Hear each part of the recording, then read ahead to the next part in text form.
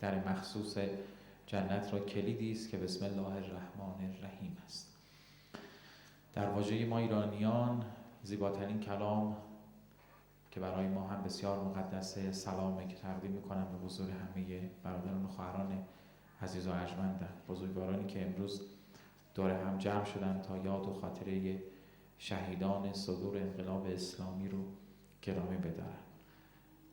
امروز دور هم جمع شدیم تا در آستانه 24 آبان ماه سالروز شهادت شهید دکتر ادواردو آنیلی شهید بزرگوارمون این مراسم رو با همت دوستان خوبم در سازمان فرهنگ و تفریح شهرداری اصفهان، خانه فرهنگ اندیشه و انجمن اسلامی شهید ادواردو برگزار بکنیم.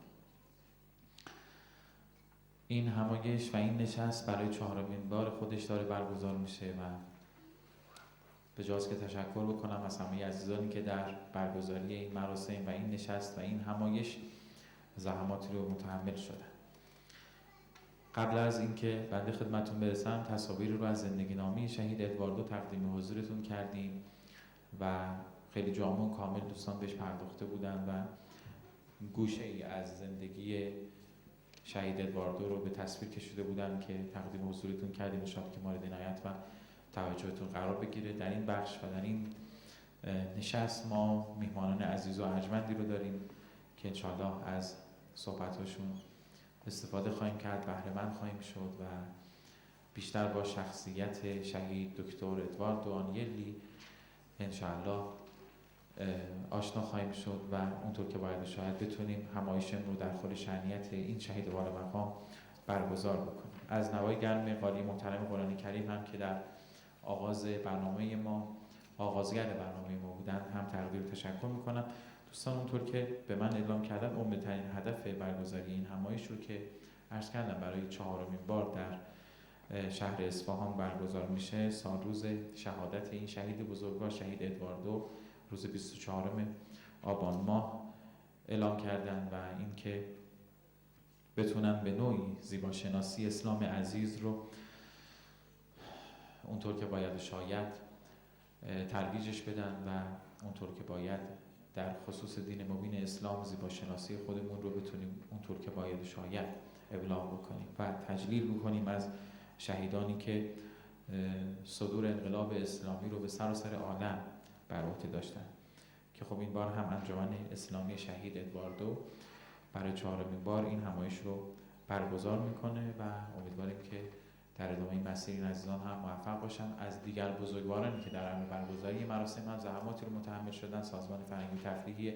شهرداری اصفهان و همچنین خانه فرهنگ اندیشه هم تقدیر و تشکر میکنم. من ایتالیایی کلام نکنم و دعوت میکنم از میهمان عزیز و ارجمندی که در خدمتشون هستیم حضرت حجت الاسلام و المسلمین عباس دیپالمو، رئیس بزرگترین موسسه شیعیان ایتالیا که در خدمتشون هستیم و از صحبتاشون دقایقی رو بهره مند خواهیم شد به ذکر صلوات بر محمد و آل محمد.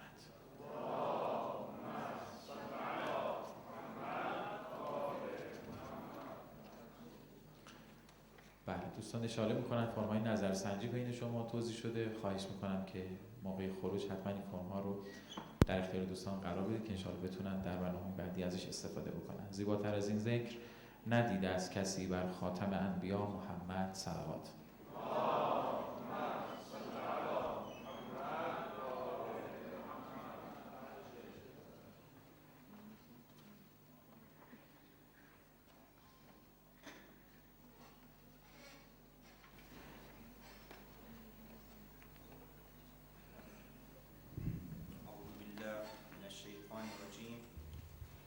بسم الله الرحمن الرحیم.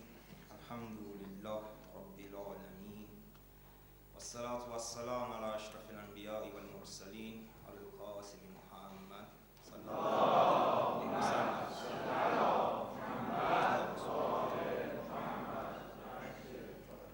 و علی آله الطیبین الطاهرین المعصومین المظلومین.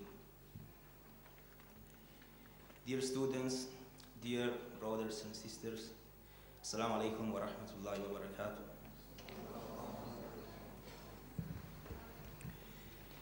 First of all, I would like to thank the organizer of this meeting, which is very, very important.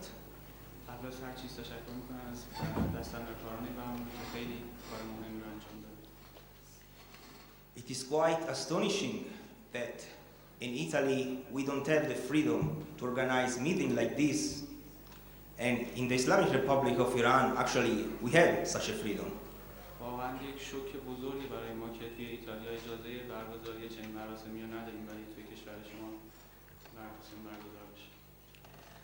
So that's certainly something that we should ponder about, and also people who lives in the West, in Europe, in America should ponder about.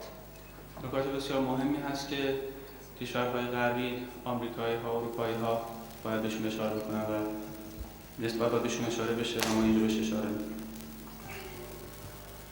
I would like briefly to just remind, to just remember the life and the mission of شهید ادواردو. اشاره خیلی کوتاهی خواهند داشت به زندگی و مأموریت شهید ادواردو. Of course, in Italy, he was not the first person who embraced Islam, since other people before him also embraced Islam in Italy. شهید ادواردو اولین کسی نبود که به اسلام رو آورد در ایتالیا و کسانی دیگه هم بودن که قبل از شهید ادواردو به اسلام رو آوردن. Just to start, let's just remember that in Italy we have the grave of Shimon, which is considered by many scholars the first Hujjah after Prophet Isa, his successor. بهتر که بدونیم که ما توی ایتالیا قبر شمعون رو داریم که اولین پیامبر، اولین کسایی بوده که در رکاب حضرت عیسی بوده. Also, we have the brother Ulugh Ali Galeni, which is another person who was born Christian and embraced Islam. برادر دیگه هم داریم که اگه به نام اولوغ علی که اون هم مسیحی به دنیا اومد ولی بعد به اسلام روی آورد. This person was considered by many historians the best military man on the sea of history, of the whole history. اون به عنوان اولین فرد یا اولین سرباز تاریخ اونها شناخته میشه. He was a Christian man who was captured by the Muslim army, and then he became Muslim in his state of captivity. به عنوان یک مسیحی توسط نیروهای مسلمان دستگیر شد ولی بعد از اون به اسلام رو آورد و مسلمان شد. And always fought on the first line for Islam until the end of his days. و تا آخرین قطره خونش برای مسلمان در صف اول جنگید. Also, we have another example, which is Jawhar ibn Abdullah as-Siqili. This Jawhar ibn Abdullah, he was actually a man who was born in Sicily. جوهر ابن عبدالله هم یکی دیگر از مثالهای از این افراد هست که در سیسیل به دنیا آمد.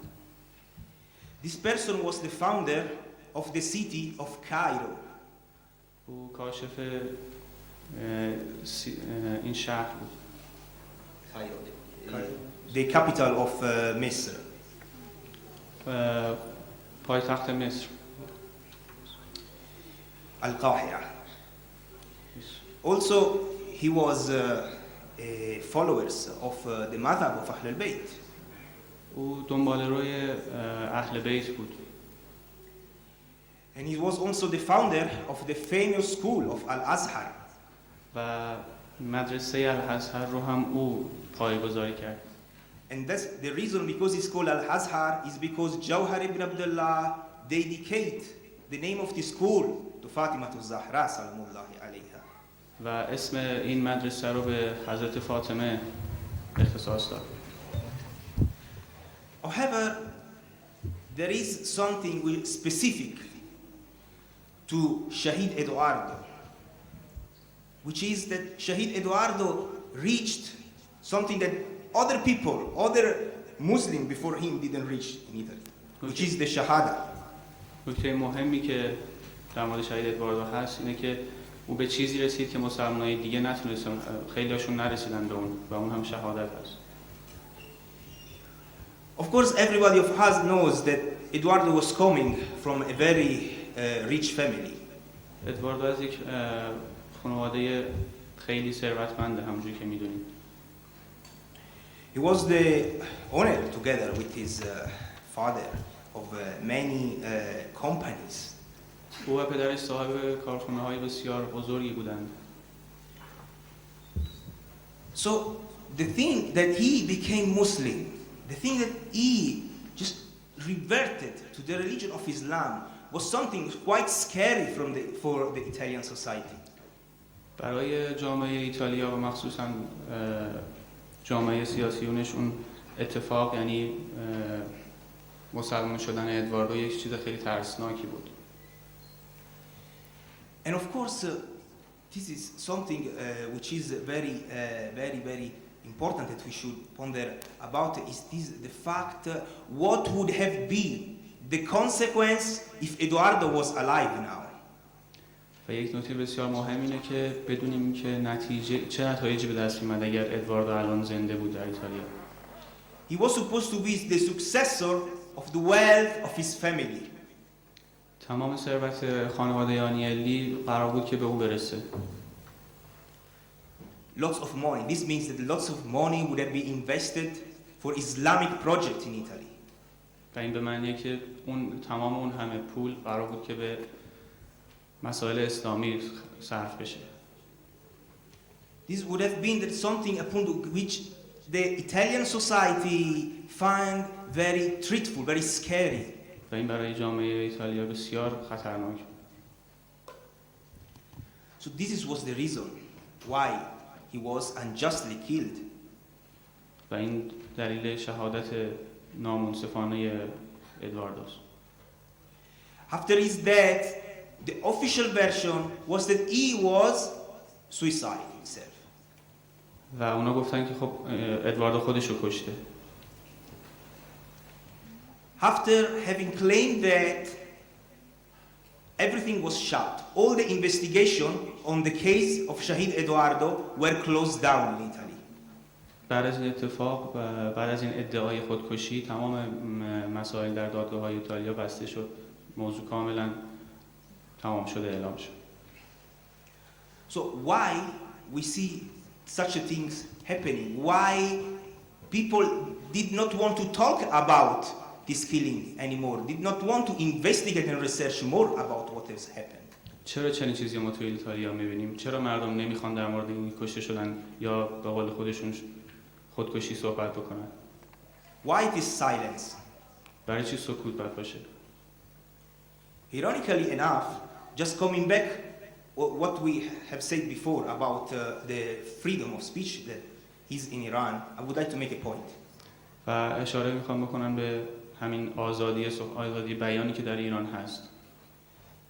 Every time that there is something which people every time that there is something that people is afraid of, that for example a society is afraid to spread among its people, there is always this need of silence.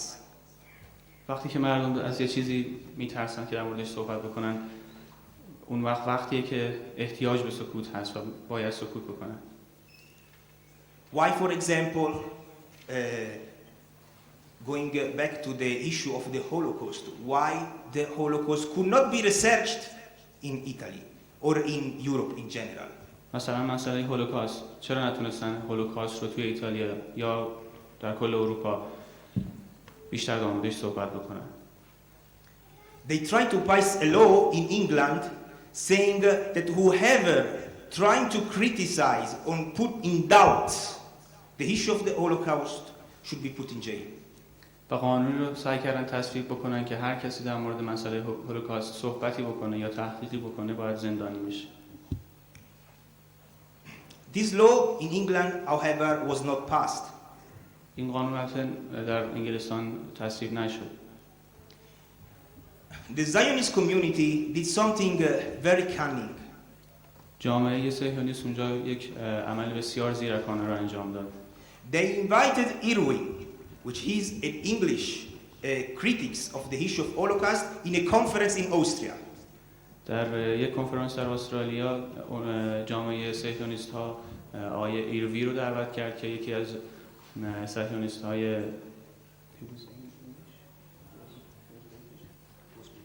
یکی از منتقدین هولوکاست از کشور انگلستان بود.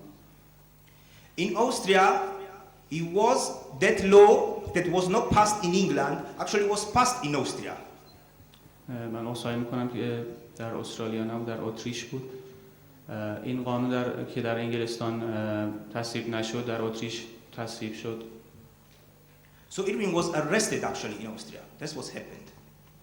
و این آقای منتقد در اتریش دستگیر شد. While here in Tehran was held a conference on the Holocaust. Well, the Jewish community themselves participated. و در ایران کنفرانسی برگزار شد که حتی خود یهودیان هم در مورد مسئله هولوکاست صحبت کردند.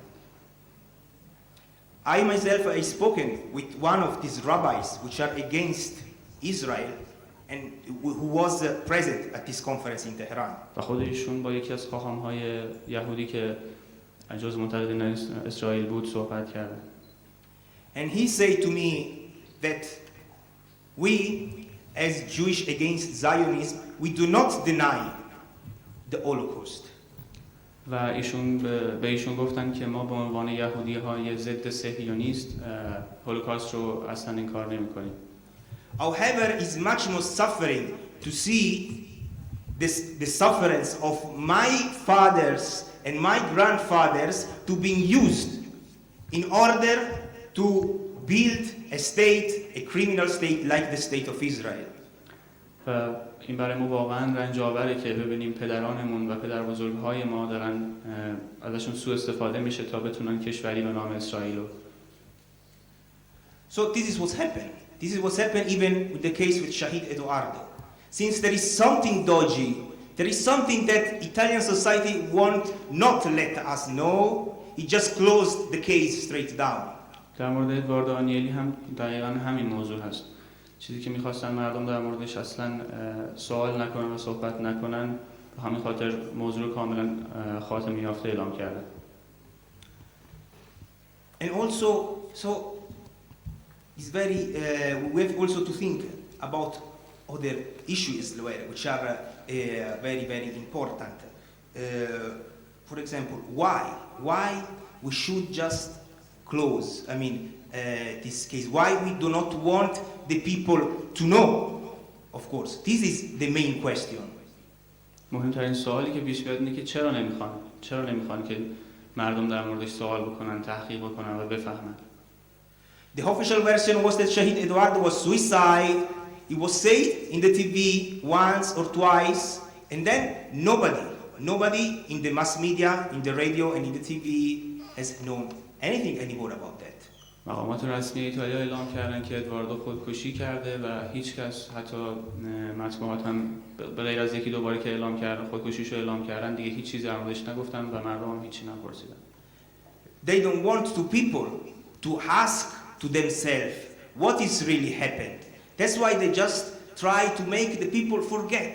They just try not to talk this issue in the newspaper, in the TV, because they don't want any question mark on this issue. They just want people to forget, and they just want that the money that should have gone to Edواردو for investing in Islamic project, they just want to take it for themselves, actually to propagate anti-Islamic propaganda.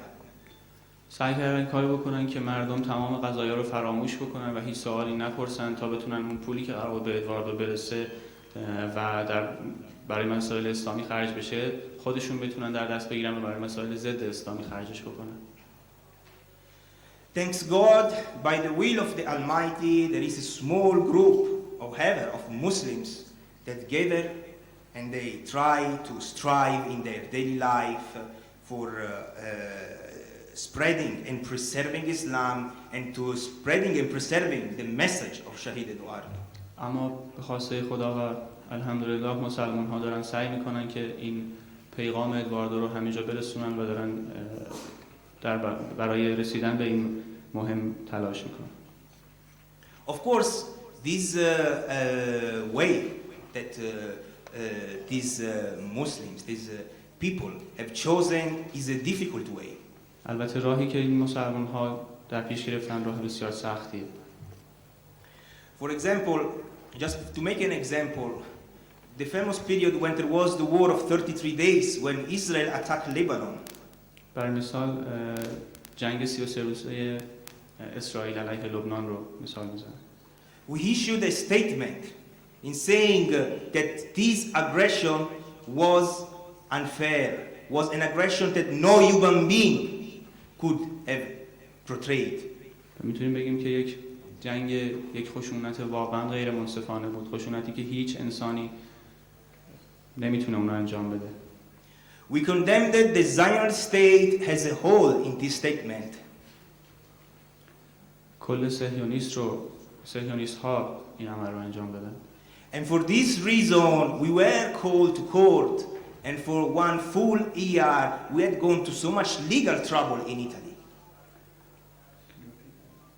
In the sense that we were called into court, we were on trial because having issued this statement.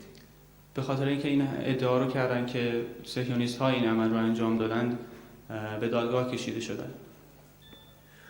For 1 year we periodically were called to court because the people, the Zionist lobby was trying to tell us that we were racist against Jews. و می‌خواستن این رو بگن که لابی صهیونیست‌ها می‌خواست ادعا بکنه که ما علیه یهودی‌ها داریم اعمال نجات پرستانه انجام میدیم. Of course, as Allah says in the Quran, "Inna Allaha ma'as sabirin," Allah is with those who have patience. At the end, after all these problems, at the end, we won the case. We were able to prove that to criticize the Zionist state does not equal to criticize the Jewish community. There are two things which are different. همونجور که خدا در قرآن گفته خدا با صابرینه و در آخر هم ما موفق شدیم و تونستیم با این صبرمون ثابت بکنیم که ما چنین هدفی نداشتیم. So this, however, there is nothing to worry about because we know in taking this the way of the prophets, the way of the imams, taking the way of Imam Khomeini, the way of Shahid Edwardo, it just brings some difficulties like that. و اصلا ما نباید نگران باشیم چون در راه ائمه، در راه شهدا و برای مثال شهید ادواردو سختی‌هایی به وجود خواهد آمد.